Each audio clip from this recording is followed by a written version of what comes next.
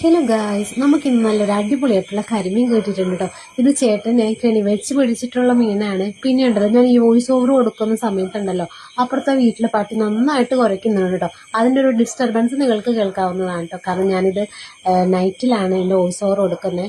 അപ്പോൾ എനിക്ക് ഇങ്ങനെയുള്ള വലിയ വലിയ മീനൊക്കെ കിട്ടുന്നുണ്ടല്ലോ, ചേട്ടനാണ് എന്നെ ഹെൽപ്പ് ചെയ്യുന്നത് കേട്ടോ. അപ്പോൾ ചേട്ടൻ ഇത് നന്നായിട്ട് അതിൻ്റെ തോലിങ്ങനെ ചെത്തിയിട്ടാണ് കേട്ടോ എടുക്കുന്നത്. ഞാൻ ചെയ്തു വരുമ്പോഴേക്കും ചിലപ്പോൾ ദശയൊക്കെ പുറത്തോട്ട് പോരും കേട്ടോ. അപ്പോൾ എന്തായാലും നമ്മൾ ഈ ഒരു മീൻ ഫ്രൈ ആക്കാനാണ് പോകുന്നത്.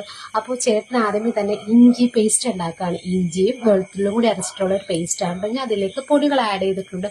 പൊടി എന്ന് പറയുന്നത് മല്ലിപ്പൊടിയും പിന്നെ നമ്മുടെ മഞ്ഞൾപ്പൊടിയും പിന്നെ കുറച്ച് ഗരം മസാലയുമാണ് ചേട്ടൻ ഇതിലേക്ക് ആഡ് ചെയ്തിരിക്കുന്നത് കേട്ടോ. ഇതിൽ നമ്മൾ ഒട്ടും തന്നെ എരിവ് ഇടുന്നില്ല. കാരണം എന്താണെന്ന് വെച്ചാൽ ഇത് നിവാ ബേബിക്ക് വേണ്ടിയിട്ട് ഉണ്ടാക്കുന്ന സ്പെഷ്യൽ ആയിട്ടുള്ള ഒരു ഫ്രൈ ആണ്.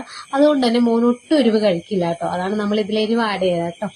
നല്ല രീതിക്ക് ഈ മീൻ നല്ല രീതിക്ക് വരഞ്ഞിട്ടുണ്ട്. ഇനി അതിൻ്റെ ഉള്ളിലൊക്കെ നല്ല രീതിക്ക് മസാല പുരട്ടുവാണ്.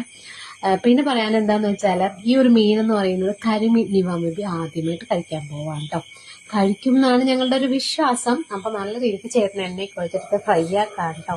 അപ്പൊ മൊരിഞ്ഞ് വരുന്നത് ഞങ്ങളിങ്ങനെ നോക്കി നിൽക്കുവാണെങ്കിൽ നിവാ ബേബി ആണെങ്കിലും കഴിക്കാനായിട്ട് ധൃതിയായിട്ട് അപ്പുറത്തിരിപ്പുണ്ട് കേട്ടോ. അപ്പൊ നമ്മുടെ മീൻകുട്ട നല്ല രീതിക്ക് ഫ്രൈ ആയിട്ടുണ്ട്. ഇത് അത്യാവശ്യം വരുന്നത് ഒരു 300 ഗ്രാം ആണ് ഈ ഒരു മീനിന്റെ വലിപ്പം എന്ന് പറയുന്നത് കേട്ടോ. അങ്ങനെ മീനൊക്കെ സെറ്റ് ആയിട്ടുണ്ട്. അപ്പൊ ഞാനതിന് ഒരു അലങ്കാരത്തിനായിട്ട് ഞാനൊരു കുറച്ച് ടേപ്പിലൊക്കെ സൈഡിലൊക്കെ വെച്ചിട്ടുണ്ട് കേട്ടോ. അപ്പൊ നിവാ ബേബിക്കാണ് ആദ്യമായിട്ട് കൊടുക്കാൻ പോകുന്നത്. അപ്പൊ ആൾക്ക് ഇത് ഇഷ്ടപ്പെട്ടിരുന്നാണ് വിശ്വാസം. അപ്പൊ ഞാനിങ്ങനെ വെറൈറ്റി ആയിട്ട് നല്ല അടിപൊളിയായിട്ട് ഇങ്ങനെ എടുക്കുവാണ്. അപ്പൊ ചേട്ടൻ ഇതിന്റെ പ്രിപ്പറേഷൻ ഒക്കെ കഴിഞ്ഞിട്ട് കുളിക്കാൻ പോയേക്കുവാണ്. ചേട്ടനും കൂടി വന്നിട്ട് കഴിച്ചാലേ നമുക്കൊരു സുഖമുള്ളൂ കേട്ടോ. അപ്പൊ ഞാൻ ആദ്യം മോന് കൊടുക്കുകയാണ്. അവൻ കഴിച്ചിട്ടോ. ചോറും കൂട്ടിയിട്ടല്ല, സെപ്പറേറ്റ് ആയിട്ട് ചോറ് ഇല്ലാണ്ടാണ് കൊടുക്കുന്നത്.